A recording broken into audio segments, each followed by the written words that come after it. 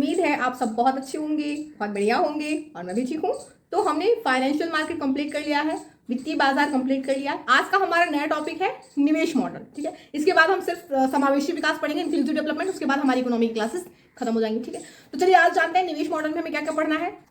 निवेश मॉडल में हम जानेंगे कि पीपीपी मॉडल क्या है, यानी पब्लिक प्राइवेट पार्टनरशिप, सार्वजनिक निजी सहभागीदारी क्या होता है। ठीक है, और पीपीपी मॉडल के तहत ही हम जानेंगे कि ईपीसी मॉडल क्या है, वीजीएफ मॉडल क्या है, एचएएम मॉडल, ये सब क्या है। ठीक है, तो चलिए शुरू करते हैं आज की क्लास निवेश मॉडल। और ये तीनों पीटी की रिगार्डिंग बहुत इंपॉर्टेंट है और पीपीपी आपका मेंस और पीटी दोनों की रिगार्डिंग इंपॉर्टेंट है। ठीक है, तो पीपीपी मॉडल समझते हैं। पीपीपी मॉडल है क्या, यानी पब्लिक, या इसका फुल फॉर्म क्या है आपका पीपीपी का, public private partnership, public private partnership model, यानी सार्वजनिक निजी भागीदारी। अब सार्वजनिक निजी भागीदारी होता क्या है, सरकार, पीपीपी सरकार और निजी कंपनी के बीच वह अनुबंध होता है जिसके माध्यम से दोनों मिलकर देश में आधारभूत संरचना से संबंधित परियोजनाओं का निर्माण और संचालन करते हैं तथा परियोजना से संबंधित सभी शर्तें अनुबंध में निहित होती हैं। इसीलिए इस अनुबंध को एमसीए कहा जाता है। क्या कहा जाता है, एमसीए, मॉडल कंसेशन एग्रीमेंट। हमने क्या कहा, पीपीपी। देखिए फॉर्मेट बनाया गया, इसके अकॉर्डिंग आप समझिए पूरा फॉर्मेट, पूरी पीपीपी आपको बता रहा है कि पूरा पीपीपी है क्या आपका। ठीक है, तो क्या कह रहा है कि पीपीपी सरकार और निजी कंपनी के बीच वह अनुबंध होता है। पीपीपी सरकार और निजी कंपनी के बीच वह अनुबंध होता है, यानी ऐसा कॉन्ट्रैक्ट होता है जिसके माध्यम से दोनों, यानी सरकार और निजी कंपनी, जिसके माध्यम से दोनों मिलकर देश में आधारभूत संरचना से संबंधित परियोजनाओं का निर्माण और संचालन करते हैं तथा परियोजना से संबंधित सभी शर्तें अनुबंध में निहित होती हैं। यही कारण है कि इसको एमसीए अनुबंध, यानी इसीलिए इस अनुबंध को एमसीए भी कहा जाता है, यानी मॉडल कंसेशन एग्रीमेंट कहा जाता है। तो पीपीपी पब्लिक प्राइवेट पार्टनरशिप, आप समझ गए क्या होते हैं पब्लिक प्राइवेट पार्टनरशिप, वह अनुबंध होता है। यानी पीपीपी सरकार, एक तरफ सरकार है और एक तरफ निजी कंपनी, सरकार और निजी कंपनी के बीच वह अनुबंध होता है, यानी ऐसा कॉन्ट्रैक्ट होता है जिसमें सरकार और निजी कंपनी दोनों मिलकर देश में आधारभूत संरचना से संबंधित परियोजनाओं का निर्माण, संचालन इत्यादि करते हैं तथा परियोजना से संबंधित सभी शर्तें अनुबंध में क्या होती है, निहित होती है। इसीलिए इसको एमसीए भी कहा जाता है, मॉडल कंसेशन एग्रीमेंट कहा जाता है। अब पीपीपी में भाग क्या केवल केंद्र सरकार ले सकती है? नहीं, पीपीपी में भाग केंद्र और राज्य दोनों ही सरकारें ले सकती हैं। यानी निजी कंपनी के साथ मिलकर केंद्र और राज्य दोनों ही सरकारें क्या कर सकती हैं, अपनी परियोजनाओं का संचालन कर सकती हैं। यह होता है आपका पीपीपी मॉडल। तो देश में पीपीपी की शुरुआत कैसे होती है, थोड़ा इसको समझिए। ठीक है, ये तो आप समझ लिए कि पीपीपी है क्या, यही जो डिफिनेशन थी, ये पूरा ओवरऑल एकदम कंफ्यूजन था आपका, जो फॉर्मेट दिखाया गया पूरा कंफ्यूजन है। ठीक है, उसका पूरा निष्कर्ष है आपका। तो अगर आपसे पूछा जाए कि देश में पीपीपी की शुरुआत कैसे हुई, तो थोड़ा इसकी भूमिका समझ लीजिए कि देश में पीपीपी की शुरुआत तीसरी औद्योगिक नीति 1973 के समय में ही हो गई थी। लेकिन उस समय संयुक्त उपक्रम के नाम से, जिस वक्त जब ये 1973 में 1973 यानी तीसरी औद्योगिक नीति के समय जब ये शुरू हुआ था, तो उस वक्त ये संयुक्त उपक्रम के नाम से क्या करता था, जाना जाता था। भारत में पीपीपी की औपचारिक शुरुआत 8वीं पंचवर्षीय योजना में हुई, यानी एलपीजी सुधार लागू होने के बाद होती है औपचारिक रूप में। किंतु अनुबंध अधिक स्पष्ट ना हो पाने के कारण यह भी सफल नहीं होता है। फिर हम देखते हैं कि वर्ष 2004 का समय आता है और वर्ष 2004 में सरकार द्वारा पीपीपी से संबंधित स्पष्ट नीति लाई गई और जो एमसीए यानी मॉडल कंसेशन एग्रीमेंट के रूप में क्या थी, में था। इसलिए 2004 के पश्चात, यानी यहां पर पूरा स्पष्ट किया गया कि भाई एमसीए क्या है, पीपीपी से संबंधित सारी बातों को यहां पर क्या किया गया था, स्पष्ट किया गया था। इसीलिए जिसके पश्चात 2004 के पश्चात देश में पीपीपी संबंधित परियोजनाओं में तेजी से क्या हुई, वृद्धि होती। और हम देखें कि वर्तमान में आधारभूत संरचनाओं से संबंधित लगभग 9000 परियोजनाएं क्या है, केंद्र और राज्य की दोनों को मिलाकर सम्मिलित है। यानी केंद्र और राज्य दोनों ने मिलकर जो निजी क्षेत्र के साथ परियोजनाएं लागू की हैं, तो लगभग पीपीपी से संबंधित 9000 परियोजनाएं अभी आधारभूत संरचना संबंधित क्रियान्वित है वर्तमान में अगर पीपीपी से संबंधित लगभग, अगर हम देखें दोनों केंद्र और राज्य का अनुपात देखें, तो 2/3 परियोजना राज्य की है और 1/3 परियोजना किसके, प्राइवेट सेक्टर के साथ किसकी है, केंद्र की है। ठीक है, यानी अधिकांश परियोजनाएं देखा जाए तो राज्य की हैं। ठीक, और ये परियोजना है किससे संबंधित, ज्यादातर ये परियोजनाएं वर्तमान में विद्युत और सड़क से ज्यादातर संबंधित है। तो ये था आपका देश में पीपीपी की शुरुआत। अब हम देखते हैं कि देश में, भारत में पीपीपी की आवश्यकता क्यों है।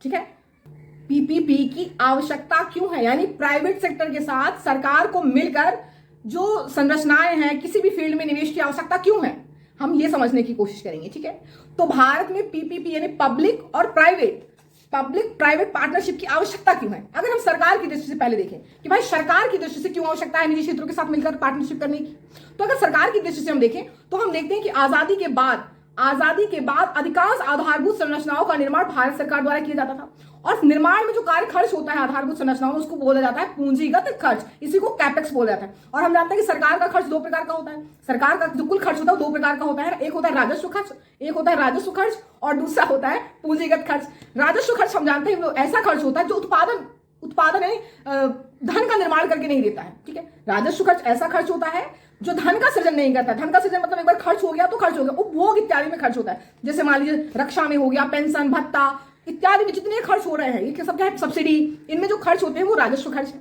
और जब आधारभूत संरचना इत्यादि में जो यानी निर्माण इत्यादि में जो खर्च होता है उसको पूंजीगत खर्च बोला जाता है। यानी पूंजीगत जो खर्च होता है वो एक लंबे समय बाद क्या होता है, उत्पादक खर्च होता है, यानी वो उत्पादन करके भी देता है। सपोज सरकार ने सड़क के निर्माण में खर्च किया, ठीक है, अब जब सड़क बन जाएगी तो सरकार उसे टैक्स वसूल लेगी, टोल लेगी, है ना, तो सरकार के पूंजी में यानी उसका पूंजी सृजित हो रहा है यहाँ पे। तो पूंजीगत खर्च सरकार का बहुत ज्यादा नहीं कर पाती। 90% खर्च तो सरकार का राजस्व खर्च होता है।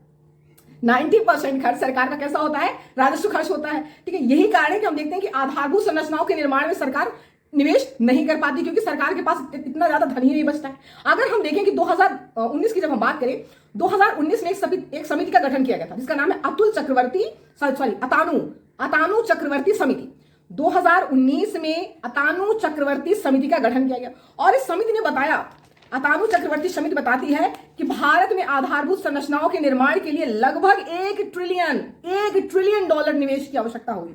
और जब 2019 में अतानु चक्रवर्ती समिति ये बात रख रही थी, उस वक्त भारत की जो इकोनॉमी थी, पूरी जीडीपी जो थी, कुल जीडीपी जो थी, वही अप्रोक्सीमेट 3 ट्रिलियन के आसपास थी। अब आप समझ रहे हो, कुल जीडीपी ही हमारी 3 ट्रिलियन है, और उनमें से हम 1 ट्रिलियन आधारभूत संरचना में निकाल दें तो होगा क्या।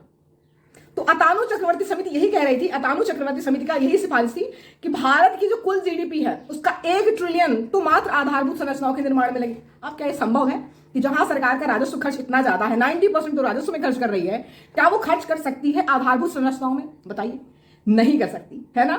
तो यही कारण है कि यहां पर हम देखते हैं कि सरकार को निजी क्षेत्र के साथ मिलने की आवश्यकता है ताकि आधारभूत संरचनाओं इत्यादि का निर्माण कर सके। और क्यों करे आधारभूत संरचनाओं का निर्माण? क्योंकि अर्थव्यवस्था में गुणक प्रभाव डालता है। कहीं भी आधारभूत संरचना अगर अच्छी है तो आप देखेंगे वो देश बहुत तेजी से विकासशील से विकसित देश बनने की ओर अग्रसर हो जाता है। तो हम सरकार की दृष्टि से देख लिए कि सरकार के पास धन बहुत ज्यादा नहीं है। हमने देख लिया पूरे आंकड़ों से कि सरकार के पास धन नहीं है। साथ ही साथ हम देखते हैं कि सरकार के पास अच्छा प्रबंधन भी नहीं होता, कुशल और उच्च तकनीकी भी नहीं होती। तो अब हम देखते हैं प्राइवेट यानी निजी क्षेत्रों की दृष्टि से इसकी आवश्यकता, कि निजी क्षेत्रों को सरकार के साथ मिलकर कार्य करने की आवश्यकता क्यों है। पहली बात तो हम जानते हैं निजी क्षेत्र की खासियत, हम जानते हैं कि निजी क्षेत्र के पास पर्याप्त संसाधन होते हैं, साथ ही साथ इनका प्रबंधन अच्छा होता है, उच्च और जो कुशल और उच्च तकनीकी होती हैं, अच्छी तकनीकी होती है, वो भी इनके पास होती हैं, इनके पास प्राइवेट जो सेक्टर, साथ ही साथ ये समय पर परियोजनाओं का निर्माण करती हैं। तो यानी परियोजना से संबंधित जितने गुण होने चाहिए तो सारे तो प्राइवेट सेक्टर के पास है। तो फिर प्राइवेट सेक्टर को प्रॉब्लम क्या आती है? हम देखते हैं कि प्राइवेट सेक्टर बहुत कम भाग लेता है इन चीजों में, आधारभूत संरचनाओं में बहुत कम निवेश करता है। अगर हम बात करें आंकड़ों की बात करें कि 10वीं पंचवर्षीय योजना में इनका 5.5% योगदान था, और 11वीं पंचवर्षीय योजना में 7% के लगभग होता है, और ये 12वीं पंचवर्षीय योजना में फिर से घट जाता है, 5.1 हो जाता है। तो निजी क्षेत्रों का जो आधारभूत संरचना में जो निवेश है बहुत कम होता है, बहुत कम ये इंटरेस्ट दिखाते हैं। ठीक है, अब इनका कारण क्या है कि बहुत इंटरेस्ट कम क्यों दिखाते हैं और इनका निवेश कम क्यों है? हम देखते हैं कि जो आधारभूत संरचना में परियोजनाओं का जो निर्माण लागत है वो लंबा हो जाता है। जब आप आधारभूत संरचनाओं में निर्माण करते हैं, आधारभूत संरचनाओं का निर्माण होता है, भाई कहीं सड़क परिवहन इत्यादि का, सड़क का या पुल का या ब्रिज का, सपोज रेलवे का, या मान लीजिए कि मेट्रो का इत्यादि का निर्माण होता है, तो ये एक लंबा टाइम पीरियड लेते हैं। ठीक है, तो यहाँ पे हाई संकन कॉस्ट लगता है, उच्च डूब लागत का भी खतरा होता है। ठीक है, तो क्या होता है उच्च डूब लागत खतरा के कारण, यानी जो बैंक होते हैं, बैंक ALM और NPA में वृद्धि के कारण क्या करते हैं, निजी क्षेत्रों को जो उधार है वो देने से बचते हैं। ठीक है, यानी आसानी से वो ऋण नहीं देते हैं। तो पहले तो इनकी ये दिक्कत होती है, इनमें निर्माण का परियोजनाओं के निर्माण में बहुत ज्यादा लंबा समय लगता है, जिससे बैंक को सही आसानी से ऋण नहीं मिल पाता, ताकि बैंकों को भी डर लगता है कि भाई NPA ना हो जाए। बहुत बार ऐसा होता भी है, देखे भी गए हैं आंकड़े। होता क्या है कि परियोजनाओं का निर्माण प्राइवेट सेक्टर ने शुरू किया, सरकार बदल गई, उसने बंद करवा दिया, या फिर जो अधिग्रहण है, भूमि अधिग्रहण में बीच में समस्या हो गई, फिर बंद हो गई परियोजना, तो आधा पैसा लगा डूब गया। क्या मतलब मिला क्योंकि परियोजना तो लाभ तब कमा के देगी ना जब पूरी परियोजना का निर्माण होगा। भाई आधी अधूरी सड़क बनेगी तो उस पर चलेगा कौन, कौन टोल देगा, वो तो पूरा कंप्लीट होना चाहिए ना। ब्रिज बने तो पूरा बने, आधा ब्रिज छोड़ देंगे तो कौन पार करेगा इधर का उधर। तो वही है कि यहाँ पे जो निर्माण का जो पीरियड होता है बहुत लंबा होता है, जिसके कारण परियोजनाओं में डूब लागत, उच्च डूब लागत की जो रिस्क होती है वो बढ़ जाता है, और यही कारण बैंक इसको उधार देने से बचते हैं। तो पहला रीजन इनमें चुनौती जो है। दूसरा हम देखते हैं कि भूमि अधिग्रहण की समस्या। अब भूमि अधिग्रहण की समस्या आपने भूमि अधिग्रहण में पढ़ा है, सरकार के ही पसीने छूट जाते हैं भूमि अधिग्रहण की चीजों को लेकर, तो प्राइवेट सेक्टर का क्या करे, वो बेचारी कैसे करेगी। नेक्स्ट हम देखते हैं कि विभागीय मंजूरी मिलने में बहुत दिक्कत होती है, यानी एक कागज एक ऑफिस से दूसरे ऑफिस, एक ये कागज वो कागज, इतनी ज्यादा घूम फिर नाच, यहाँ से पारित कराओ वहां से पारित कराओ, और एक लंबा टाइम पीरियड लग जाता है, जिसके कारण टाइम कंज्यूमिंग बहुत होने के कारण एक तो टाइम इन्हीं में चीजों में निकल जाएगा, और बैंक से लोन ले रखा हुआ है बेचारा, तो क्या होगा, दिनों दिन उसकी ब्याज दरों में भी वृद्धि हो रही होती। तो यही कारण है कि यहाँ पर एक ये क्या है, कुछ चुनौतियां हैं जिसके कारण प्राइवेट सेक्टर इसमें बहुत ज्यादा इंटरेस्ट नहीं दिखाते। तो प्राइवेट सेक्टर के पास हमने देखा संसाधन है, प्रबंधन अच्छा है, कुशल तकनीकी है, लेकिन कुछ चुनौतियां हैं, जैसे भूमि अधिग्रहण की चुनौती हम देख लिए, उच्च डूब लागत की समस्या होती है, और साथ ही साथ हम देखते हैं विभागीय मंजूरी में भी इनको समस्या आती है। तो अगर प्राइवेट सेक्टर सरकार से मिल जाए तो क्या हो जाए, दोनों की समस्याएं दूर हो जाए। सरकार की समस्या है कि उसके पास संसाधन नहीं है, प्रबंधन नहीं है, उच्च तकनीकी नहीं है, समय पर वो निर्माण नहीं कर सकती, और इसकी समस्या क्या है, सरकारी मंजूरी और वही भूमि अधिग्रहण, और साथ ही साथ उच्च डूब लागत। यानी अगर सरकार इसके साथ कंधे में हाथ रख दे तो बैंक इसको आसानी से ऋण दे देगा, साथ ही साथ जो भूमि अधिग्रहण की समस्या है वो भी दूर हो जाएगी, और विभागीय मंजूरी फिर तो आसानी से हो जाएगी। भाई सरकार का हाथ है, सरकार का काम है, फिर तो आसानी से हो जाएगी। तो हम देखते हैं कि अगर दोनों मिल जाएं, प्राइवेट और सरकार, तो आधारभूत संरचनाओं का बहुत तेजी से निर्माण हो, विकास हो। यही कारण है कि आवश्यकता क्यों है, हमने देखा क्यों आवश्यकता है दोनों को, पीपीपी की आवश्यकता क्यों है। सरकार की दृष्टि से हमने देख लिया कि किस चीज की सरकार को जरूरत है, और निजी क्षेत्र की दृष्टि से हमने देख लिया क्यों जरूरत है।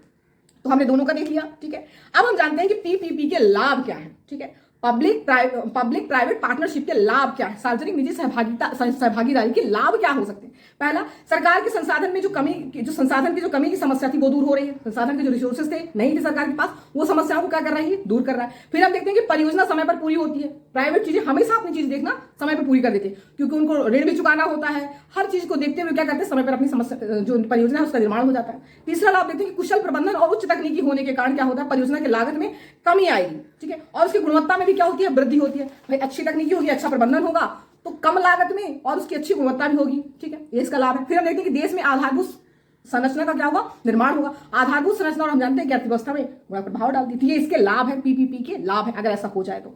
फिर हम देखते हैं कि पीपीपी के प्रचलित मॉडल, पीपीपी के प्रचलित मॉडल क्या है। पीपीपी की जितने भी आप प्रचलित अभी मॉडल पढ़ने जा रहे हैं उनमें आप पढ़ेंगे कि परियोजनाओं का निर्माण और परियोजनाओं का निर्माण और रख रखाव तक का कार्य निजी क्षेत्र कर रहे हैं, और एक निश्चित समयावधि के बाद क्या करते हैं, वो यानी सरकार को सौंप दिया जाता है। परियोजना का निर्माण कर लिया, उसका रख रखाव करते हैं, और एक समय अवधि निश्चित हुई कि हम इस समय के बाद उससे वसूली करने के बाद क्या करते हैं, सरकार को हस्तांतरित कर देते हैं। तो ये पीपीपी के प्रचलित मॉडल में अब हम समझते हैं कि पीपीपी के प्रचलित मॉडल है क्या, ठीक है। तो पीपीपी के प्रचलित मॉडल अगर पूछा जाए तो ओवरऑल जो कंफ्यूजन है, ठीक है, ये DBFOTM याद रखिएगा, ये कोई मॉडल नहीं है, ये जो अभी आपको मैंने डिफिनेशन दी ना कि यानी परियोजना के निर्माण से लेकर रख रखाव का कार्य निश्चित अवधि के लिए निजी क्षेत्र द्वारा किया जाता है, तथा अवधि पूर्ण होने पर यानी अवधि के पूरे होने पर परियोजना को सरकार को हस्तांतरित कर दिया जाता है। तो जो जितना भी मैंने बोला ये उसी को शॉर्ट फॉर्म लिखा हुआ है, कहीं बुक में नहीं है, ऐसे कहीं लिखिएगा नहीं, आपको समझने के लिए, ठीक है। अगर लिखिएगा भी तो एक्सप्लेन कर दीजिएगा कि इसका क्या मतलब होता है, ठीक है। तो पीपीपी मॉडल DBFOTM का मतलब क्या होता है, D means design, B means build, F means finance, O means operate, और T मींस टॉल, और M मींस मेंटेनेंस, ठीक है। यानी DBFOTM पर आधारित होता है, यानी परियोजना को डिजाइन किया जाएगा, निर्माण किया जाएगा, फाइनेंस यानी वित्त लगाया जाएगा, फिर उसको ऑपरेट किया जाएगा, उससे टॉल वसूला जाएगा, जो टॉल होता है वो, और फिर उसका मेंटेनेंस भी साथ साथ किया जाएगा, और बाद में परियोजना को क्या किया जाएगा, निश्चित अवधि के बाद सरकार को हस्तांतरित कर दिया जाएगा, ठीक है। यही है पीपीपी के प्रचलित मॉडल का जो मतलब जो सार है वो है। अब पीपीपी के जो प्रचलित मॉडल है वो क्या क्या है आप समझिए। तो वर्तमान में देश में पीपीपी के प्रचलित मॉडल यानी पब्लिक प्राइवेट पार्टनरशिप से संबंधित जितने भी प्रचलित मॉडल हैं उन कुछ प्रमुख मॉडल को हम जानते हैं। जैसे पहला है BOT मॉडल, BOT का मतलब build operate and transfer model. अब ये क्या होता है, वर्तमान में सड़क परियोजना से संबंधित अधिकांश BOT मॉडल पर ही आधारित होती है, जितनी भी सड़क परियोजनाएं हैं वो BOT पर आधारित होती हैं, जहां निजी क्षेत्र परियोजना के निर्माण, वित्त संचालन और उस पर शुल्क यानी टोल आरोपित करती है, ठीक है, और एक निश्चित समयावधि बाद सरकार को हस्तांतरित कर देता है। सरकार उसे बाद में क्या करती है, शुल्क मुक्त कर देती है। समझ में आया बॉट मॉडल क्या है? यानी जितने भी सड़क निर्माण इत्यादि संबंधित परियोजनाएं हैं वो सब किससे संबंधित है, बॉट मॉडल से संबंधित है, जहां पे निजी क्षेत्र क्या करता है, परियोजना का निर्माण कर रहा है, वित्त लगा रहा है और संचालन कर रहा है और उससे शुल्क वसूल रहा है, यानी जितना अभी तक किया उसने टोल वसूल लिया, ठीक है। और एक समयावधि, एक कॉन्ट्रैक्ट होता है कि भाई इस समय के बाद हम आपको सौंप देंगे, तो एक निश्चित समयावधि जब पूरी हो जाती है तो सरकार को सौंप देता है और सरकार बाद में इसको टोल फ्री कर देती है। तो देखा आपने कि सरकार को कुछ नहीं लगा और बाद में सरकार की वो चीज वापस हो जा रही है और निजी क्षेत्र का भी काम हो गया, उसने भी लगाया और लाभ कमा लिया और वो भी निकल गई, बाद में सरकार इसको टोल फ्री कर दे रही है। दूसरी परियोजना है BO। अब आप समझिए जो बॉट मॉडल है, यहाँ कैसा परियोजना का निर्माण किया जाएगा, सोचिए कितनी अच्छी क्वालिटी का बनाया जाएगा ताकि निजी क्षेत्र अच्छे से उसको संचालित कर सके, है ना। दूसरा है हमारा BOLT मॉडल, BOLT यानी build operate, first build operate lease transfer model. यानी इसका क्या मतलब है, इसका मतलब है यहाँ परियोजनाओं का निर्माण पूरा होने पे सरकार को हस्तांतरित कर दिया जा रहा है। परियोजना का निर्माण किया प्राइवेट सेक्टर ने और बाद में क्या किया, उसको सरकार को हस्तांतरित कर दिया जाता है। सरकार क्या करती है, पुनः पट्टे के माध्यम से परियोजना का संचालन कार्य निजी क्षेत्र को सौंप देती है, ठीक है। तो ये आपका होगा BOLT मॉडल। फिर हम देखते हैं बूट मॉडल, BOOT मॉडल यानी build operate on transfer model, ठीक है। यानी निर्माण करें, ऑपरेट करें और उसको स्वामित्व भी सौंप दिया जाए, यानी जहां परियोजना का निर्माण से संचालन का कार्य निजी क्षेत्र द्वारा किया जाता है, यानी परियोजना का निर्माण भी किया जा रहा है और संचालन भी किसके द्वारा किया जा रहा है, निजी क्षेत्र के द्वारा, तथा सरकार द्वारा परियोजना का स्वामित्व भी किसको किया जा रहा है, निजी क्षेत्र को सौंप दिया जाता है, उसको ऑनर भी बना दिया जाता है, तो इसको बोलते हैं बूट मॉडल, ठीक है। फिर है आपका EPC मॉडल। क्या है EPC यानी engineering procurement construction model, engineering procurement construction model. अभी क्या है, इसे ठेकेदारी कहा जाता है, यानी जहां ठेके पर निर्माण कार्य सरकार द्वारा निजी क्षेत्र को दिया जाता है। EPC मॉडल को ठेकेदारी कहा जाता है, जहां ठेके पर निर्माण कार्य सरकार द्वारा निजी क्षेत्र को दिया जाता है और निर्माण कार्य पूर्ण होने पर ठेकेदार को पूर्व तय कीमत का भुगतान कर दिया जाता है कि भाई तुम एक काम करो, ठेका ले लो। जैसे आप रियल लाइफ में देखते हैं, लोग ठेका ले लेते हैं और काम पूरा होने के बाद क्या होता है, वो अपना जो मूल्य तय हुआ था वो ठेकेदार अपना कीमत दे लेता है और जिस चीज का निर्माण किया होता है उसको सौंप देता है। तो वही है कि पूर्व तय कीमत का भुगतान कर दिया जाता है और अत्यधिक लाभ के कारण ठेकेदार यहाँ क्या करते हैं, निर्माण गुणवत्ता को क्या कर देते हैं, कम कर देते हैं, निम्न कर देते हैं, ठीक है। क्योंकि भाई EPC मॉडल में क्या हो रहा है, आपने ठेका से किसी को काम करवाया, ठीक है। अब वो क्या करेगा, वो सोचेगा मैं ज्यादा से ज्यादा लाभ कमा लूं, तो क्या करेगा, अच्छी क्वालिटी की चीजों को यूज नहीं करेगा, ज्यादा लाभ कमाने के लिए अच्छी चीजों को, अच्छी क्वालिटी का उपयोग नहीं करेगा, यानी वो क्वालिटी में, गुणवत्ता में कमी कर देगा। इससे क्या होगा, जिस चीज का वो निर्माण किया वो दीर्घकालीन नहीं हुआ। तो हम क्या देख रहे हैं कि जो EPC मॉडल है, EPC की तुलना में हम देख रहे हैं कि जो हमारा BOT मॉडल है, BOT मॉडल है, वो क्या है, अच्छी गुणवत्ता का है, क्योंकि यहाँ पर निजी क्षेत्र को भी कमाई करनी है निर्माण के बाद लंबे समय तक, है ना, तो इसको अच्छी क्वालिटी का बनाएगा, जबकि EPC मॉडल में गुणवत्ता की कमी हो जाती है, ठीक है। फिर नेक्स्ट हम देखते हैं HAM मॉडल, ये बहुत इंपॉर्टेंट है, याद रखिएगा, इसको बोलते हैं hybrid annuity model, hybrid annuity model. अब ये क्या होता है, यह EPC मॉडल और BOT मॉडल दोनों का क्या होता है, मिश्रित मॉडल होता है, जहां सरकार द्वारा कुल परियोजना लागत का 40% भुगतान क्या किया जाता है, सरकार द्वारा परियोजना निर्माण के 5 वर्ष में किया कर दिया जाता है, ठीक है। यह भुगतान एन्युटी आधार पर होता है। 40% का भुगतान सरकार द्वारा परियोजना निर्माण के दौरान कर दिया जाता है तथा 5 वर्ष तक बाद में क्या किया जाता है, निर्माण के बाद भुगतान किया जाता है। HAM मॉडल में क्या होता है, ये थोड़ा थोड़ा EPC मॉडल और BOT मॉडल दोनों का क्या है, मिश्रण है। EPC मॉडल और हमने क्या बोला, BOT मॉडल, इन दोनों का मिश्रण है।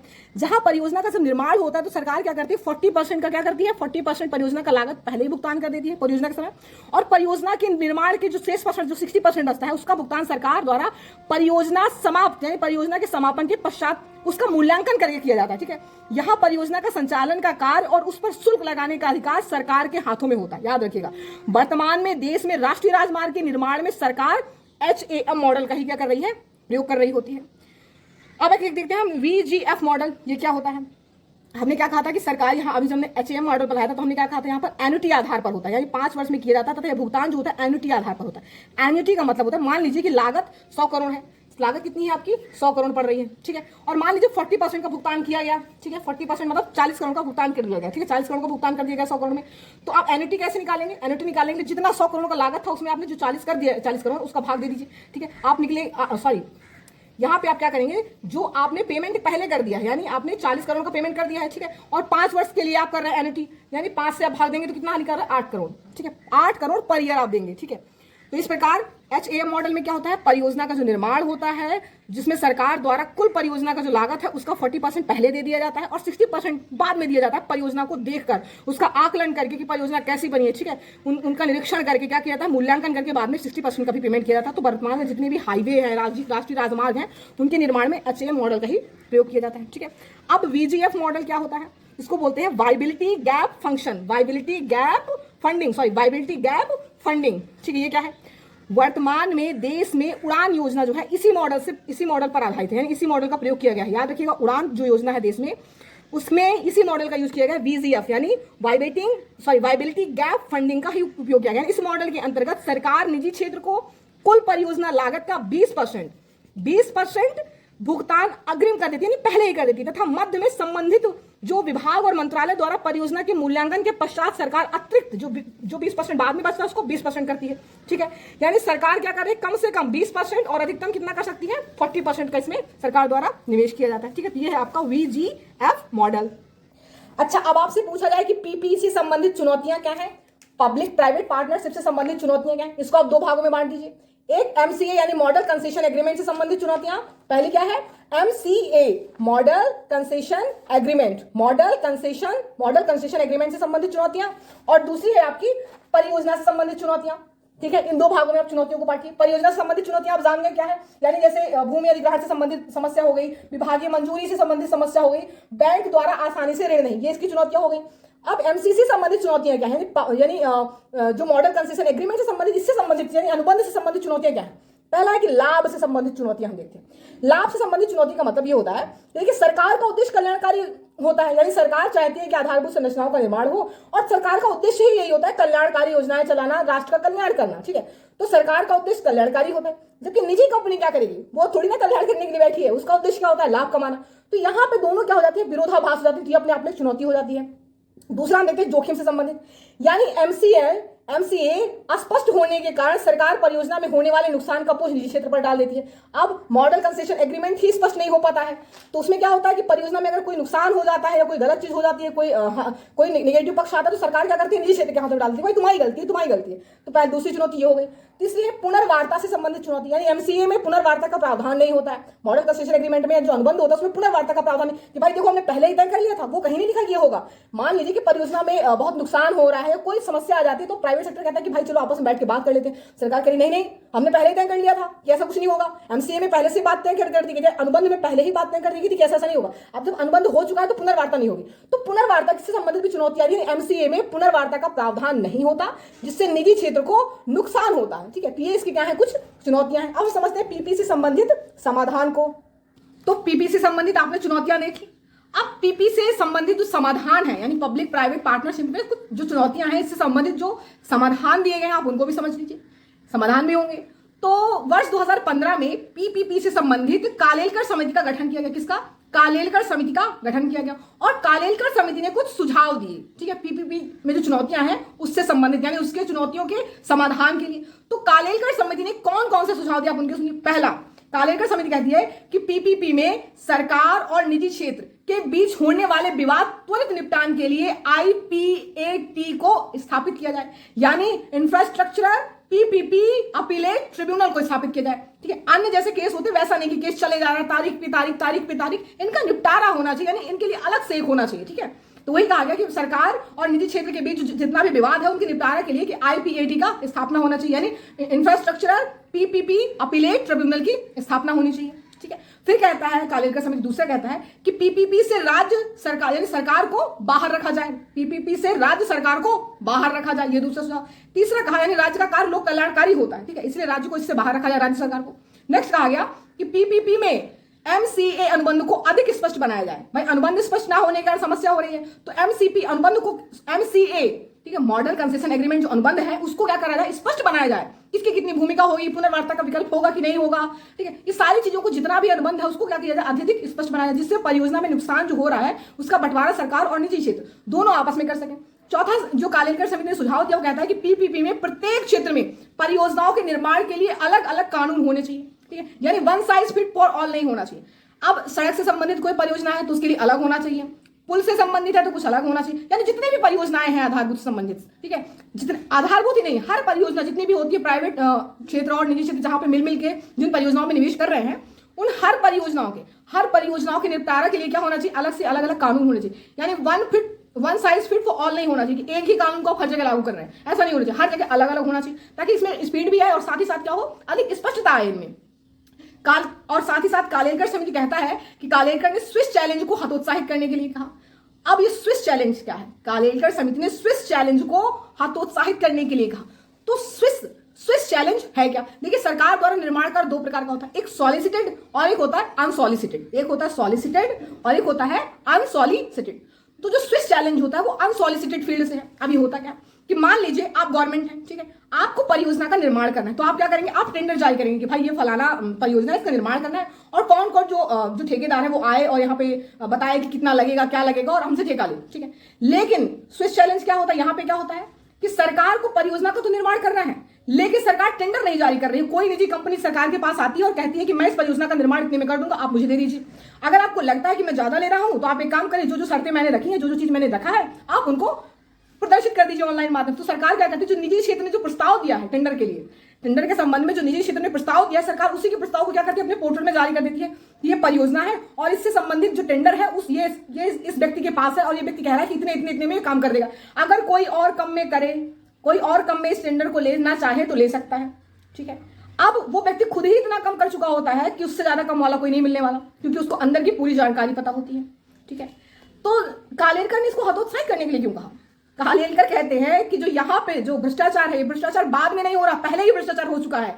यानी उस निजी कंपनी को कैसे पता चला कि सरकार परियोजना का निर्माण करने वाली है और कैसे वो टेंडर ले आती है और कैसे उस टेंडर का जो बजट अनुपात, हर चीज उस अनुपात में लाती है। इसका मतलब उस निजी कंपनी को अंदर की सूचना पता है, गुप्त सूचना पता है, यानी यहाँ भ्रष्टाचार पहले ही हो चुका होता है, ठीक है।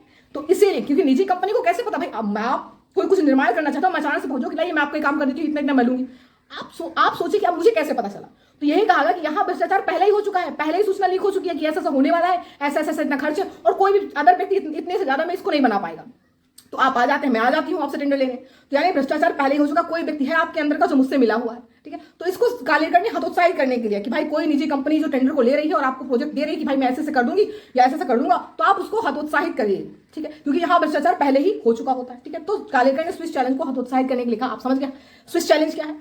नेक्स्ट हम समझते हैं कि आगे की अब राह क्या है, कि भाई ये सब तो ठीक है, चुनौतियां हैं, समाधान हो गया, आगे अब इसकी राह क्या है, अब इसको समझिए। पहला, प्रधानमंत्री गतिशक्ति योजना, ये आगे की राह में आप लिखेंगे। नेक्स्ट है राष्ट्रीय मुद्रीकरण योजना। तीसरा, राष्ट्रीय अवसंरचना पाइपलाइन, एंड फोर्थ है आपका राष्ट्रीय लॉजिस्टिक नीति 2022। तो ये आपके थे आगे की राह, यानी उसमें आपको हमेशा आंसर फ्यूचरिस्टिक लिखना है, एक पॉजिटिव वे में खत्म करना है, तो ये आप लास्ट में आपने आगे की राह लिख देनी है। तो आई होप आपको लेक्चर समझ में आया होगा। निवेश मॉडल क्या है, उससे संबंधित जितने मॉडल आपने पीपीपी से संबंधित मॉडल हैं उनको आप समझ गए होंगे। नहीं समझ में आया होगा तो फिर से रिपीट कर लीजिएगा, समझ लीजिएगा। अच्छे से समझाया मैंने यार, जो मैंने सुना समझाया, जो मुझे नोट्स दी गई है उसका सबसे बेस्ट वर्जन मैंने आपको डिलीवर करने की कोशिश की है, ठीक है। तो अब लास्ट क्लास हमारी समावेशी विकास होगी, तो अपना ख्याल रखिए, हंसते रहिए, मुस्कुराते रहिए और रिवीजन करते रहिएगा, बहुत प्रश्न नहीं लीजिएगा। जय हिंद, जय भारत।